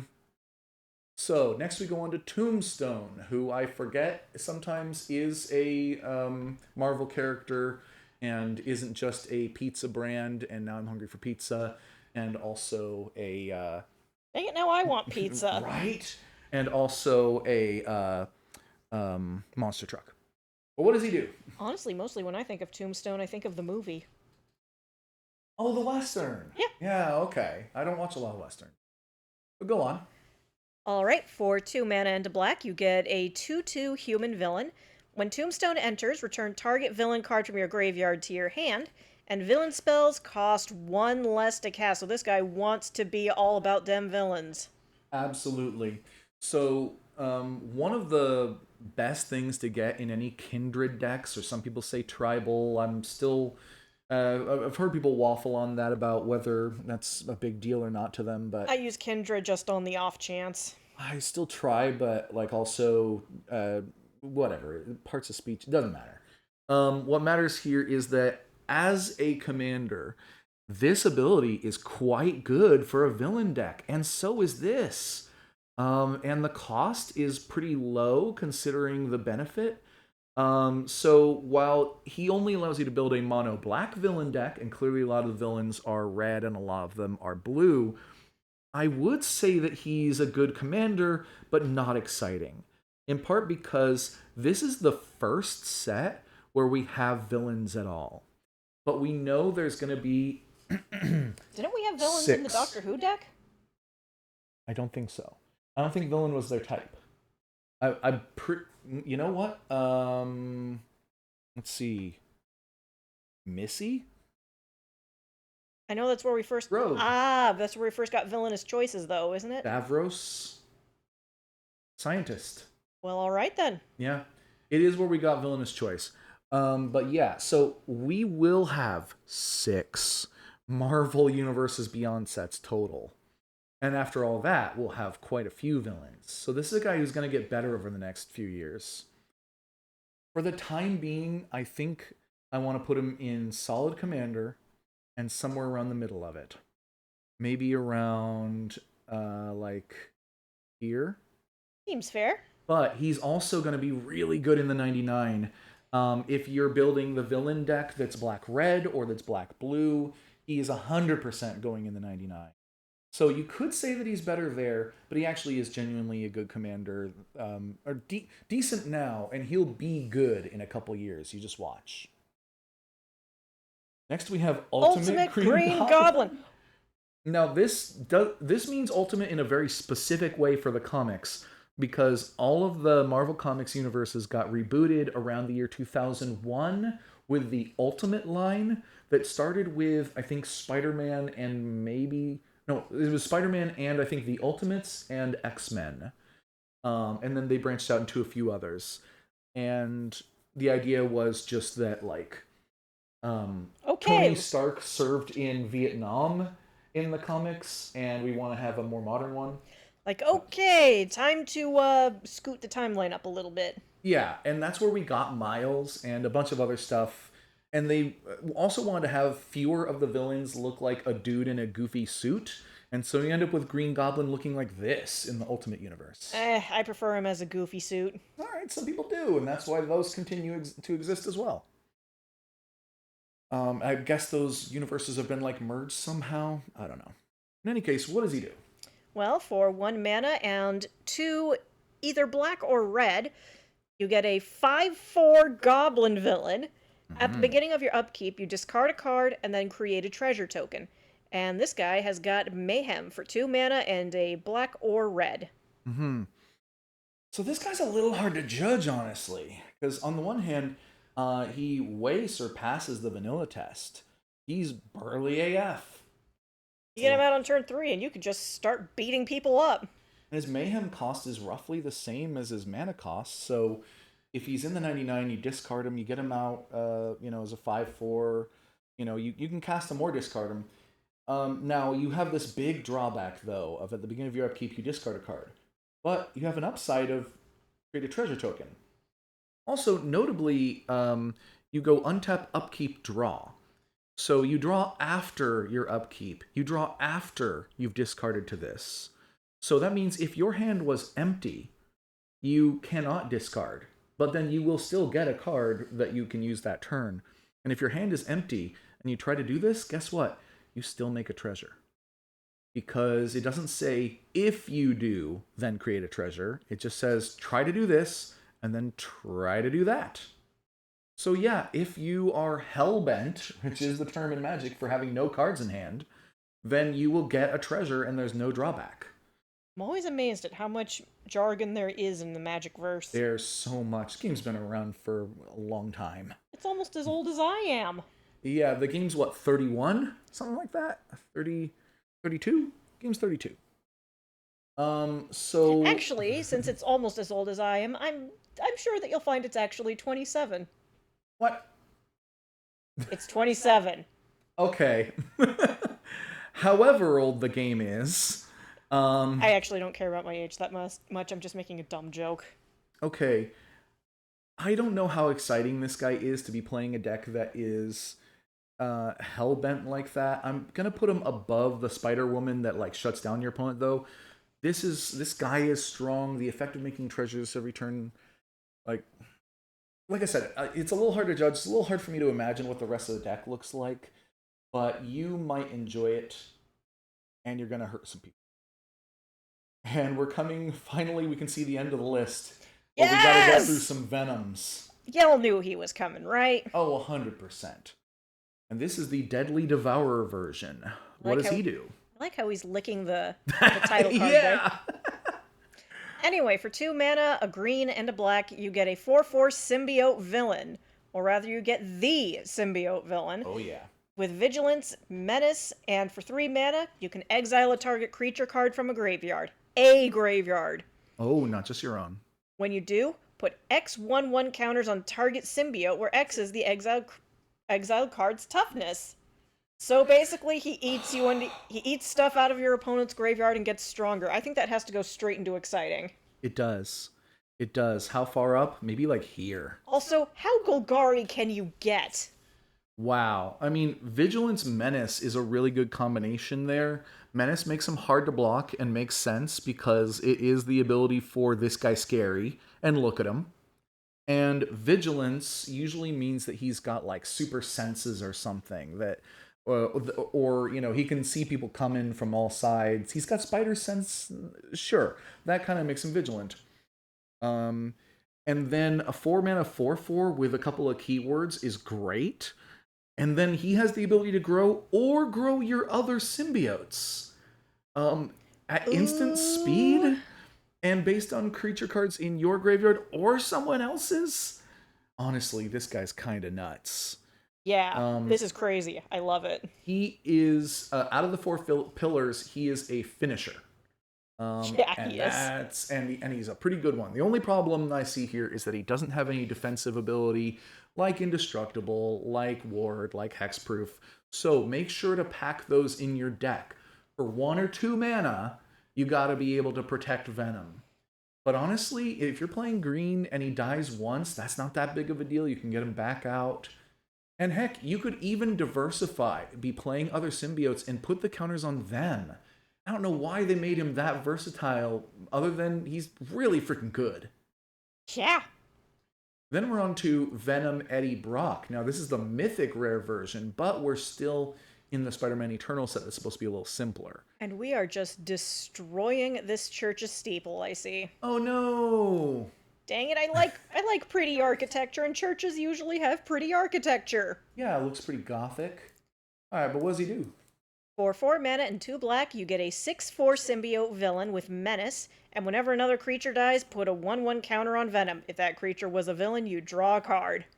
That's so cool. Yeah, it is. Gosh, they did make the Venom cards overall very cool. The people who like Venom are eating today, and in some cases they're eating their opponents. In some cases alive. Or dead. Yeah, maybe dead. So 6 mana, 6/4, obviously fails the vanilla test, but not by much. And he's got menace. And so, unless he gets blocked by 2 or more creatures, the 4 toughness doesn't necessarily matter. And then, what's that? He has an ability that can make himself bigger? Well, then. And what's that? He might even draw some cards?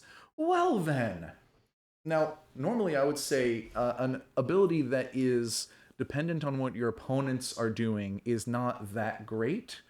But it doesn't care if it's your opponent's creature or your own. Your opponents probably aren't playing villains.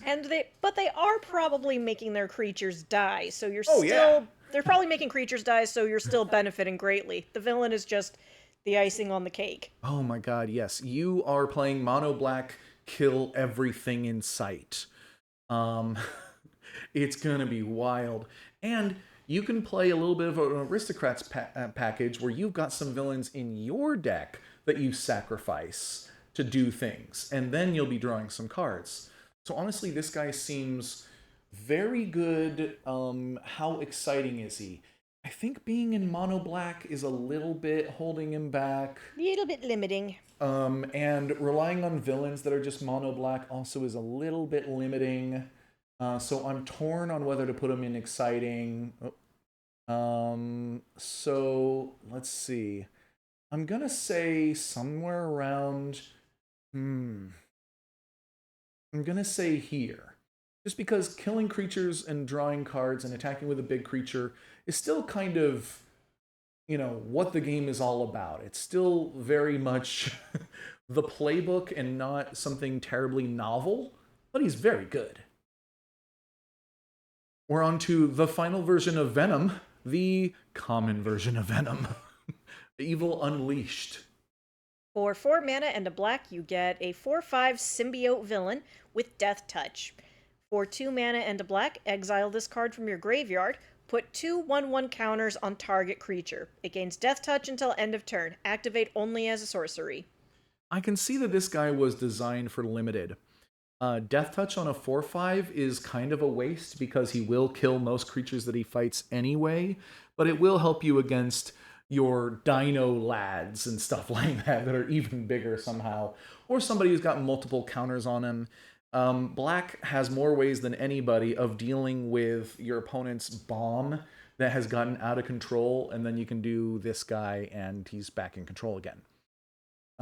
Moreover, he can be discarded to the various conniving and mayhem effects that are out there, the synergies with the villains. And that's pretty good for a common, but he does seem better in the 99. So I'm going to toss him in there. Somewhere in the middle, maybe around like here. Okay. Then we're on to Vulture Scheming Scavenger. Finally! I was wondering when this guy would show up. Did we have another version of him, or is he the only one? He's been the only one. Wow. I really liked the way Michael Keaton played him. Oh, yeah. He was such a treat. Oh, Michael Keaton. Spider-Man Homecoming, I think, is underrated sometimes. It's really good, even on its own. That one scene where he just leans back and says, "So, kid." Oh, yeah. The scene with Michael Keaton and Tom Holland in the car alone is it's almost a like Quentin Tarantino level of tense dialogue scene. But Vulture Scheming Scavenger. What does he do? For 5 mana and either a blue or a black, you get a 4/6 human artificer villain with flying. And when Vulture attacks, other villains you control gain flying until end of turn, presumably because he's giving them a lift. I presume so as well. And so to me, he goes right around here. So he's okay in a villain deck, especially in draft. I'm sure that in draft, giving all your creatures flying is great, but he costs freaking 6. So is he good as a commander? No. No, the payoff is not worth it. You're going to be filling your deck with villains that want to have flying and don't have it, and you won't be able to give it to him until you cast him maybe on turn 6 and then attack with him the next turn. He's a 4/6 flyer, so he fails the vanilla test. No defense, no card draw, no removal. He's a mildly decent finisher. I'm hesitant to put him in lame, but he actually might be decent in the 99 of a villain deck that might need some flying. So I'm giving him a little bit of a benefit of a doubt there. And finally, lastly, Ray, the vicious vigilante. and she is For 1, a white and a blue, you get a 1/1 human detective hero with double strike and fear gas because she can't be blocked. what the hell? She's a human detective hero, and she's got a cadre of spirits flying with her. What in the world? I like saying cadre though. Ooh, yeah, you don't get to use that one very often. Also, her outfit is pretty cool. Yep, very spider ninja. But she doesn't have Spider-Man jeans, I guess. Spider jeans. Nope. Using tech impounded from her various arrests, Captain Yuri Watanabe took the law into her own hands. But she's not a ninja. She could have been a ninja. Look at that outfit. She's practically begging to be a ninja. I know. Also, is there something wrong with the spacing around here in the flavor text? It looks a little weird. No? Okay. But yeah, she also ninjas really like to ninjutsu in off of a creature that can't be blocked. However, 3 mana is a little bit much to be paying for that. But double strike? So actually, she's one of the few characters that you could swing with ninjas in your hand, hit once, and then ninjutsu them. And remember, the first strike comes during the first strike phase. So if you ninjutsu in a creature after the first hit of the double strike has happened, and you can, then it'll still deal normal combat damage. So yes, you can swing with Wraith, hit for 1 damage, ninjutsu her out, and another ninja in, and the other ninja will still deal its combat damage. Are there white triggering ninjas? Aren't they things. primarily black? They are blue and black. Ah. So there's a handful of blue ninjas. I don't think that there's a white one, but there's a handful of blue ones, like maybe 10 or 12 blue ones that you could play in here. Now, double strike and can't be blocked, I tell you, even though you could do ninja things with her, you know what you really ought to do with her? Put swords on her. This is one of the strongest, like, blitz commanders I've ever seen in terms of she just needs to be bigger. If you put sword of whatever and whatever on her, she'll have protection from 2 colors, and that's pretty good defense, and she'll get +2/+2 and an ability that triggers twice. Incredible. So if she's your commander, you actually really want to be playing the Sun Spider here in the 99. And if Sun Spider is your commander, you might want to be playing Wraith in the 99, because she wears equipment so well. But like I said, she doesn't have a defensive ability built in, so she can be killed to a lot of removal. In fact, you could Get follow that X-proof if you can. Yes, you could follow a dogma that I have with my Wilson deck. Wilson. My Wilson deck is a Voltron deck where I put stuff on Wilson. But every card that I play, every equipment, every aura that I play in here has to both add power and add something like totem armor, or another point of ward, or protection from a color, or something like that. And doing that on her, she'll be incredible, but also possibly no fun at all. Because you're just doing a drag race while everyone else is playing a game of Magic the Gathering. And you'll also have to take out your opponents one at a time, most likely. And that may not be the most fun thing when you have to choose who dies, and then the other 2 players try to take you out, and maybe one of them does succeed, and the game can go long. So I'm gonna put her in solid commander, actually, rather than exciting. Even though she is kind of exciting, I think that the kind of gameplay that you get from her might actually kind of make for a not so fun game of commander against your average player. Remember, the real meta is getting people to keep playing with you. Exactly. Magic is about the gathering. And, playing something like this, to me, it's like a fun thought experiment.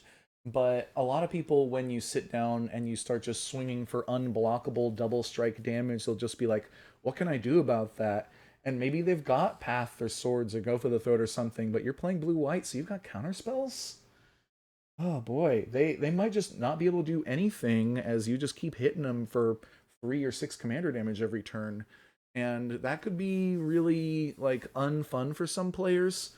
I think this she makes a good fit for a bracket 4 commander, maybe 3, depending on your meta. Just, maybe warn people in the Rule Zero conversation. Yeah. Remember, the best deck building advice that I've ever heard is make the kind of deck that you wouldn't mind losing to. 100%.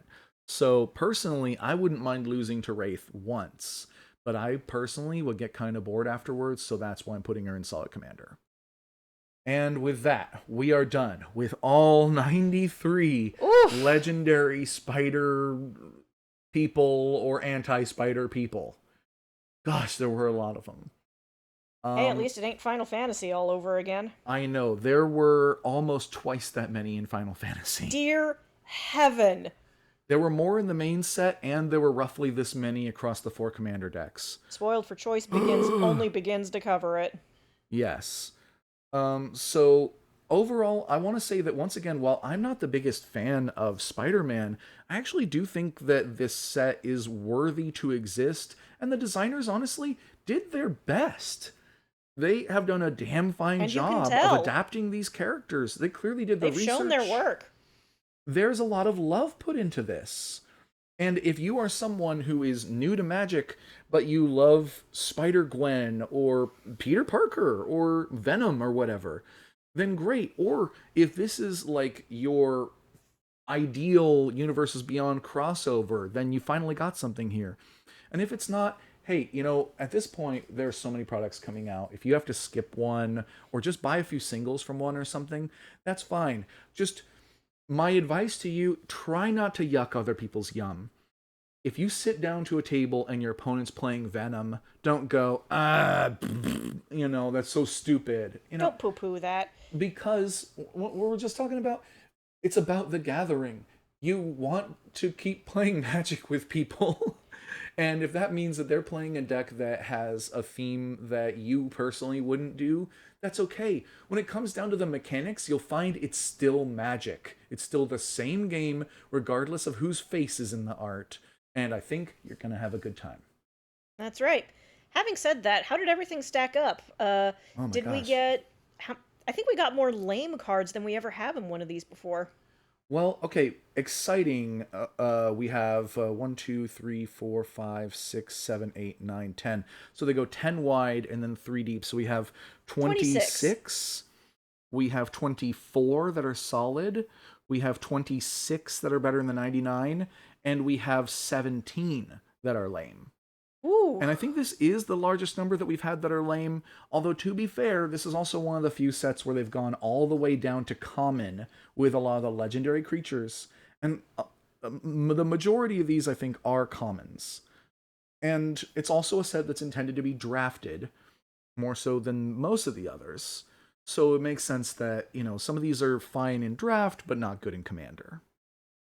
So honestly, I think this is very reasonable, and I'm pretty pleased. We had a nice thick spread. Also, I've heard some people trash-talking Cosmic Spider. I still think that it's going to be fun.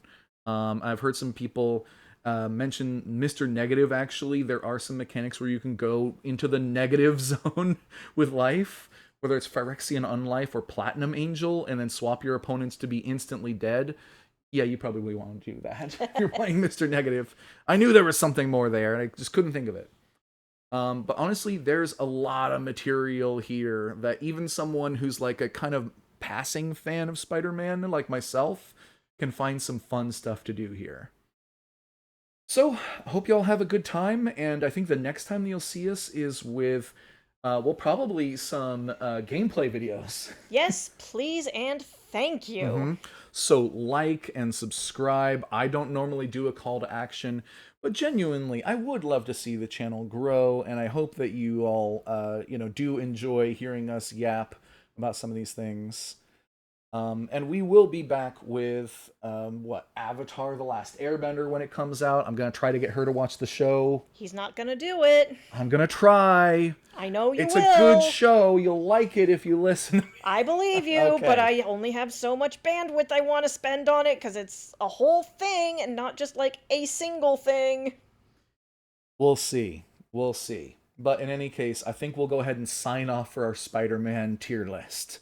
So take care, everybody. Bye bye.